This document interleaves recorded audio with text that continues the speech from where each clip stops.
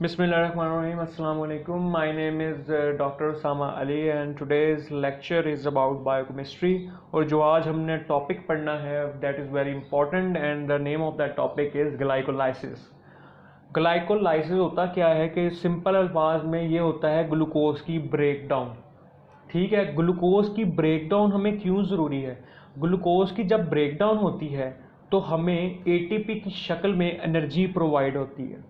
ठीक है, और वो एनर्जी हमारी बॉडी यूटिलाइज करती है डिफरेंट मैकेनिज्म और काम करने के लिए, इसलिए ग्लाइकोलाइसिस बहुत इंपॉर्टेंट है।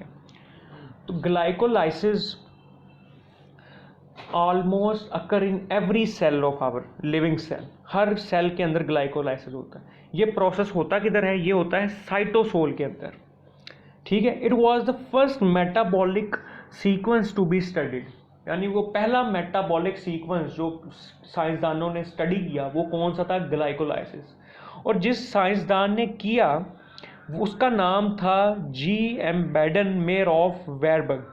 ठीक है, इसीलिए हम इसे एम्बेडन मेयर ऑफ पाथवे भी कहते हैं। एम्बेडन मेयर ऑफ पाथवे, इसी वजह से हम इसे कहते हैं। ग्लाइकोलाइसिस ग्रीक वर्ड है। ग्लाइकोस का मतलब होता है स्वीट, यानी ग्लूकोज। ग्लूकोज स्वीट होता है। लाइसिस यानी ब्रेकडाउन या लूजिंग। ठीक हो गया, ठीक हो गया। यानी glycolysis is the breakdown of glucose. It produces ATP, NADH2 and pyruvate. It is a catabolic process. Catabolic का प्रोसेस का मतलब ये है कि बड़े मॉलिक्यूल से छोटे मॉलिक्यूल्स बनते हैं। जो ग्लूकोज होता है उसके अंदर होते हैं 6 कार्बन, लेकिन इसका एंड प्रोडक्ट ग्लाइकोलाइसिस का होता है पायरुवेट। इसके अंदर होते हैं 3 कार्बन एटम्स। ठीक है, it is the main pathway of carbohydrate metabolism for the generation of energy in the form of ATP। ये चीज़ मैं आपको पहले ही बता चुका हूँ। डेफिनेशन क्या है? It is the breakdown of glucose और ग्लाइकोजन अप टू पायरुवेट और लैक्टेट। ठीक हो गया। इसका 2 तरह के, एक तो ग्लूकोज से ब्रेकडाउन शुरू होने लग पड़ती है और एक ग्लाइकोजन से भी। ग्लाइकोजन आपको पता है जब टूटता है तो क्या है? वो होमोपॉलीसेकेराइड है, यानी अगर वो टूटेगा तो एक ही तरह का मोनोसेकेराइड बनेगा, और वो मोनोसेकेराइड कौन सा होता है? हमेशा ग्लूकोज। ग्लाइकोजन बना ही ग्लूकोज से है, तो जब ग्लाइकोजन टूटेगा तो ग्लूकोज बनेगा। जब ग्लूकोज टूटेगा तो क्या बनेगा? पायरुवेट बनेगा। तो एक तरफ ग्लाइकोलाइसिस में पायरुवेट एंड प्रोडक्ट होता है और एक टाइप की ग्लाइकोलाइसिस में एंड प्रोडक्ट होता है लैक्टेट। अब ये कब कब होते हैं ये मैं आपको बताता हूँ। ग्लाइकोलाइसिस की 2 टाइप्स होती हैं। एक होती है एरोबिक ग्लाइकोलाइसिस और एक होती है एनारोबिक ग्लाइकोलाइसिस। एरोबिक वर्ड से ही क्लियर है कि the glycolysis which occur in the presence of oxygen is known as aerobic glycolysis, और इस ग्लाइकोलाइसिस का एंड प्रोडक्ट होता है पायरुवेट। जबकि एनारोबिक ग्लाइकोलाइसिस ऐसी ग्लाइकोलाइसिस को कहते हैं which occur in the absence of oxygen, और इस ग्लाइकोलाइसिस का एंड प्रोडक्ट होता है लैक्टेट। तो ये आपको पता चल गया, जब एरोबिक ग्लाइकोलाइसिस होगी एंड प्रोडक्ट हमेशा होगा पायरुवेट, और जब एनारोबिक होगी तो एंड प्रोडक्ट हमेशा होगा लैक्टेट। ठीक हो गया। आगे ये उसका साइकिल है और ये इंपॉर्टेंट है। सबसे पहले हमने शुरू किया ग्लूकोज से। ठीक है, अब पहले स्टेप में क्या होता है? ग्लूकोज कन्वर्ट हो जाता है ग्लूकोज 6 फॉस्फेट के अंदर। जहाँ पे आप देख सकते हैं 6 कार्बन अटैच हैं, लेकिन कोई भी P ग्रुप अटैच नहीं है। लेकिन इस ग्लूकोज पे एक एंजाइम जिसको कहते हैं हेक्सोकाइनेज एक्ट करेगा। इसको हेक्सोकाइनेज भी यहाँ पे एक्ट कर सकता है या ग्लूकोकाइनेज भी एक्ट कर सकता है।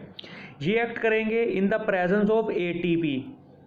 ATP एक्ट करेगा और कन्वर्ट हो जाएगा ADP में। ATP का मतलब होता है एडिनोसिन ट्राइफॉस्फेट, यानी 3 फॉस्फेट, और ADP जब ATP में कन्वर्ट हो गई, इसका मतलब क्या है? एडिनोसिन डाइफॉस्फेट, यानी एक फॉस्फेट निकल गया। जो यहाँ से एक फॉस्फेट निकला वो फॉस्फेट किधर गया भला?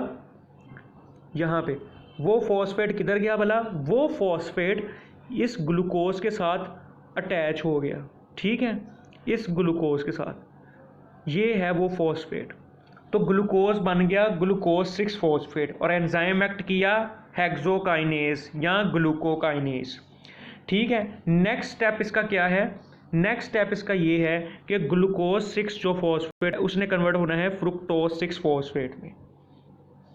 आपको पता है कि ग्लूकोज 6 फॉस्फेट और फ्रुक्टोज 6 फॉस्फेट इनका केमिकल फार्मूला सेम है, लेकिन क्या स्ट्रक्चरल फार्मूला डिफरेंट है। तो ऐसा एंजाइम जो एक स्ट्रक्चर को दूसरे स्ट्रक्चर में कन्वर्ट कर दे उसको हम कहते हैं आइसोमेरेज। तो क्या होगा, ग्लूकोज 6 फॉस्फेट को आइसोमेरेज फ्रुक्टोज 6 फॉस्फेट में कन्वर्ट कर देगा। ठीक हो गया। अगला स्टेप क्या है? अगला स्टेप में भी एटीपी यूज्ड होगी। ठीक है, क्या होगा, फ्रुक्टोज 6 फॉस्फेट कन्वर्ट होगा फ्रुक्टोज 1,6 बिसफॉस्फेट में, और जो एंजाइम एक्ट करेगा उसका नाम है फॉस्फोफ्रुक्टोकाइनेज। ठीक है, इसमें भी क्या है, यहाँ आप देख सकते हैं फ्रुक्टोज 6 फॉस्फेट में सिर्फ एक फॉस्फेट अटैच है।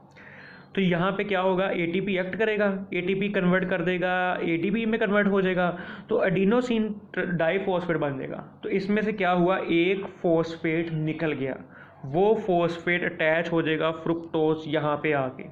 ठीक है, तो फ्रुक्टोज चेंज हो गया फ्रुक्टोज 1,6 बिसफॉस्फेट में। ठीक है, फ्रुक्टोज चेंज हो गया किसमें, फ्रुक्टोज 1,6 बिसफॉस्फेट में। ये देख सकते हैं आप, एक फॉस्फेट ग्लूकोज के साथ लगा, कन्वर्ट हो गया ग्लूकोज 6 फॉस्फेट। ग्लूकोज 6 फॉस्फेट पे आइसोमेरेज एक्ट हुआ और फ्रुक्टोज 6 फॉस्फेट में कन्वर्ट हो गया। फ्रुक्टोज 6 फॉस्फेट में एक और फॉस्फेट अटैच हुआ तो क्या हो जाएगा, फ्रुक्टोज 1,6 बिसफॉस्फेट बन जाएगा। ठीक हो गया। अगला स्टेप क्या है, अगले स्टेप में एंजाइम एक्ट करेगा एल्डोलेज। ये वो एंजाइम है एल्डोलेज।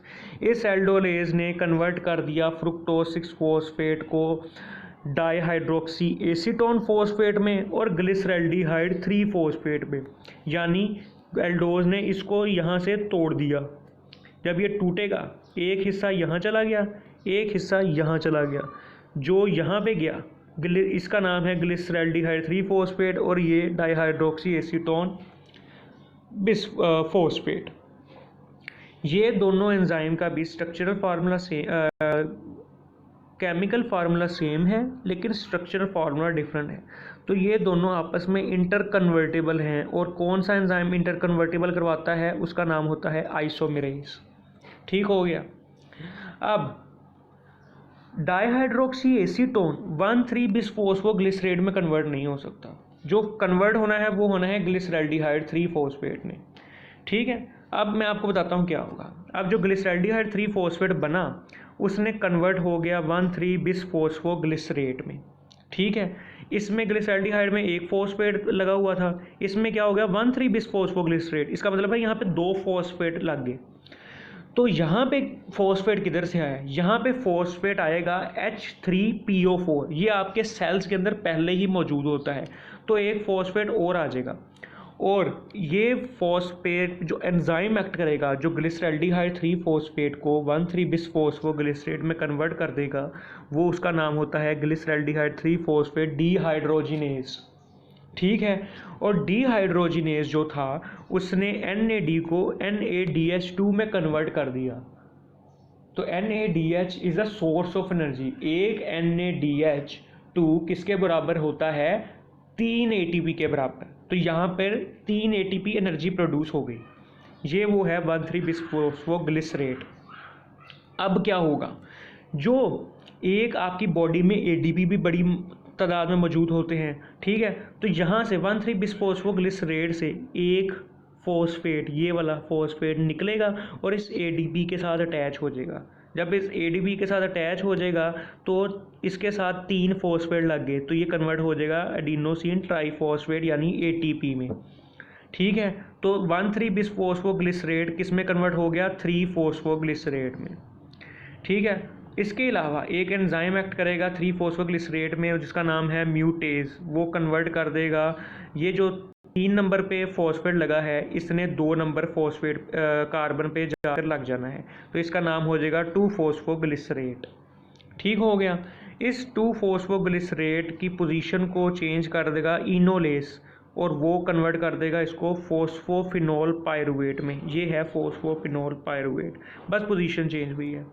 ये फॉस्फोफिनोल पायरुवेट पायरुवेट काइनेज इस पे एक्ट करेगा फॉस्फोफिनोल पायरुवेट पे, और इसको कन्वर्ट कर देगा किस पे, पायरुवेट में। जो ये फॉस्फेट लगा हुआ था एक, ये फॉस्फेट एडीपी के साथ जाके अटैच होगा और एडीपी को कन्वर्ट कर देगा एटीपी में, और ये जो 3 सिर्फ कार्बन रह जाएंगे ये स्ट्रक्चर चेंज हो जाएगा किस में, फॉस्फेट के अंदर। ये वाला स्ट्रक्चर किस में चेंज हो गया, ये यहाँ पे लगा था एक फॉस्फेट, ये फॉस्फेट चेंज हो गया किस में, 3 निकल गया, ये फॉस्फेट एडीपी के साथ अटैच हो गया। ठीक है, एडीपी के साथ अटैच होने से क्या हुआ, एटीपी में कन्वर्ट हो गया। एटीपी में कन्वर्ट जब हुआ तो क्या हुआ, ये फॉस्फेट था, इस फॉस्फेट ने अटैच हो गया एडीपी के साथ, जब एडीपी के साथ अटैच हुआ तो ये एटीपी में कन्वर्ट हो गया। ठीक है, और एक ये फॉस्फेट, ये पायरुवेट अकेला रह गया। ठीक है, पायरुवेट आपका बन गया। ठीक है, अगर ये चीज़ें ऑक्सीजन के एब्सेंस में होगी तो पायरुवेट फर्दर ब्रेक डाउन होगा और क्या होगा, लैक्टेट में कन्वर्ट हो जाएगा। लेकिन आपने एरोबिक ग्लाइकोलाइसिस ही याद रखनी है। ठीक है, अब आपको ये पता चल गया कि कैसे ग्लूकोज से एक पायरुवेट बन गया। लेकिन आपने एक बार नोट नहीं की कि ये डाइहाइड्रोक्सी एसीटोन फॉस्फेट था, ये भी तो साइकिल में चलना था। तो क्या हुआ, इस डाइहाइड्रोक्सी एसीटोन भी कन्वर्ट हो गया आइसोमेरेज के जरिए ग्लिसरैल्डिहाइड 3 फॉस्फेट के अंदर, और ये ग्लिसरैल्डिहाइड 3 फॉस्फेट फिर दोबारा चलने लग पड़ा। ये देखें, ये स्टेप वो दूसरे डाइहाइड्रोक्सी एसीटोन के हैं जो ग्लिसरैल्डिहाइड फॉस्फेट में कन्वर्ट हुआ और दोबारा उसने पायरुवेट बना दिया। तो अब आपका नेट प्रोडक्शन, एक एटीपी यहाँ पे यूज़ हुआ, एक एटीपी यहाँ पे यूज़ हुआ, लेकिन एक NADH यहाँ पे बना, एक एटीपी यहाँ पे बना, एक एटीपी यहाँ पे बना। ठीक है, एक ग्लिसरैल्डिहाइड 3 फॉस्फेट से एक NADH, एक एटीपी और एक एटीपी यहाँ, यानी 5। एक NADH किसके बराबर है, NADH 3 एटीपी के, तो टोटल कितने हो गए, 5। एक ग्लिसरैल्डिहाइड ने इतने बनाए तो 2 ग्लिसरैल्डिहाइड, एक ग्लिसरैल्डिहाइड दूसरा किधर से आया, वो आया डाइहाइड्रोक्सी एसीटोन से। इसने क्या किया, इसने भी उतने ही एटीपी बनाए, यानी टोटल एटीपी कितने बन गए, 10। 2 एटीपी यूज्ड हो गए, टोटल कितने बन गए, 8 एटीपी। यानी एक ग्लाइकोलाइसिस के साइकिल में, एरोबिक ग्लाइकोलाइसिस में आपके पास 8 एटीपी आते हैं। अब ये कैलकुलेशन है। एरोबिक में क्या हुआ, टोटल NADH कितने प्रोड्यूस हुए थे आपके पास, 2। एटीपी कितने हुए थे, 4। एटीपी यूज कितने हुए थे, 2। एक NADH किसके बराबर होता है, 3 एटीपी के। नेट गेन कितना हो गया, 8 एटीपी। जबकि एनारोबिक, जो एरोबिक ग्लाइकोलाइसिस के बगैर होती है, उसमें क्या होता है, 2 NADH प्रोड्यूस होते हैं, लेकिन जब पायरुवेट लैक्टेट में कन्वर्ट होता है तो 2 NADH यूज्ड भी होते हैं, तो ये तो आपस में माइनस हो गए। तो वैसे कितने एटीपी बनते हैं, 4। शुरू में यूज्ड कितने होते हैं, 2, तो टोटल कितने हो गए, 2 एटीपी। ये भी समझ लग गई आपको। अब मैं आपको दोबारा एक बार बता देता हूँ कि नेट, अब एक बार इसका साइकिल दोबारा आसान अल्फाज में। ग्लूकोज क्या हुआ, कन्वर्ट हुआ ग्लूकोज 6 फॉस्फेट में। ठीक है, एटीपी यूज्ड हुई, ये ग्लूकोज 6 फॉस्फेट। ग्लूकोज 6 फॉस्फेट से कन्वर्ट हुआ आइसोमेरेज के ज़रिए फ्रुक्टोज 6 फॉस्फेट में। फ्रुक्टोज 6 फॉस्फेट पे एटीपी एक्ट किया, उसने अपना एक फॉस्फेट फ्रुक्टोज 6 फॉस्फेट को दे दिया और फ्रुक्टोज 6 फॉस्फेट कन्वर्ट हो गया फ्रुक्टोज 1,6 बिस फॉस्फेट में। फ्रुक्टोज 1,6 बिस फॉस्फेट पे एल्डोलेज एक्ट हुआ और उसने ग्लिसरैल्डिहाइड बना दिया और डाइहाइड्रोक्सी एसीटोन फॉस्फेट बना दिया। ये दोनों आपस में इंटर कन्वर्टेबल होते हैं। ग्लिसरैल्डिहाइड कन्वर्ट हो गया 1,3 बिस्फोस्फोग्लिसरेट में और इस प्रोसेस में आपको एक NADH भी मिल गया। 1,3 बिस्फोस्फोग्लिसरेट कन्वर्ट हो गया 3 फॉस्फोग्लिसरेट में और इस प्रोसेस में आपको एक ATP मिल गया। 3 फॉस्फोग्लिसरेट 2 फॉस्फोग्लिसरेट में कन्वर्ट हो गया, इस चीज़ में आपको कुछ भी नहीं मिला। 2 फॉस्फोग्लिसरेट कन्वर्ट हो गया फॉस्फोफिनोल पायरुवेट में। ठीक है, इनोलेज एंजाइम के ज़रिए। यहाँ पे भी आपको कोई ATP नहीं मिली। जो फॉस्फोफिनोल पायरुवेट था वो कन्वर्ट हो गया पायरुवेट में और इस प्रोसेस में आपको एक ATP मिल गई।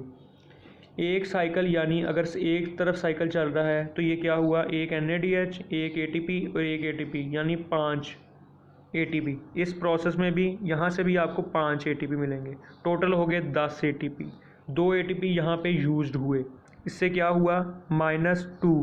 टोटल कितने, 8 ATP एरोबिक ग्लाइकोलाइसिस में। लेकिन एनारोबिक में क्या हुआ, ये पायरुवेट कन्वर्ट हो गया लैक्टेट में। इस लैक्टेट को कन्वर्ट करने के लिए आपको एक NADH2 चाहिए होता है, ठीक है।